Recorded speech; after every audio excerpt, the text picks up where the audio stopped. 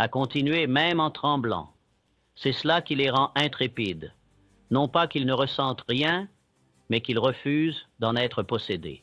Donc, la prochaine fois que la peur apparaît, dites « Merci, je te vois, mais je ne m'arrête pas », puis faites ce pas. Passez l'appel, appuyez sur « Publier », dites « Oui », dites « Non », dites la chose qui vous effraie. Au moment où vous vous penchez vers le feu, mais que la peur commence à s'estomper, ce qui reste est la liberté. Voici la vérité que personne ne veut entendre. Vous ne deviendrez pas sans peur en attendant de vous sentir courageux. Vous ne tuez pas la peur avec des sentiments. Vous tuez la peur avec de la discipline. La motivation va et vient.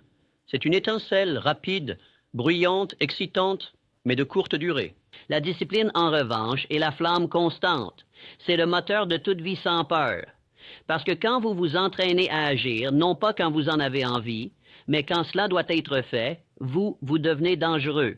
Vous devenez intouchable. Le courage n'est pas un éclair, c'est une décision quotidienne de se montrer, de faire les choses difficiles, de se pencher sur l'inconfort encore et encore, même lorsque votre esprit crie pour la sécurité, surtout à ce moment-là.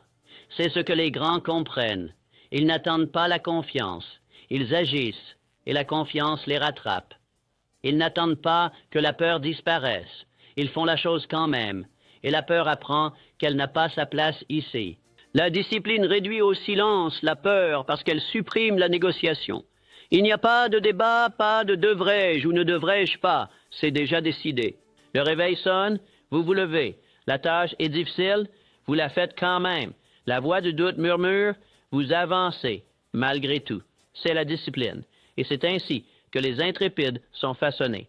Voyez-vous, plus vous agissez en présence de la peur, plus vous reprogrammez votre esprit. Vous l'entraînez à comprendre que la peur n'est pas un danger.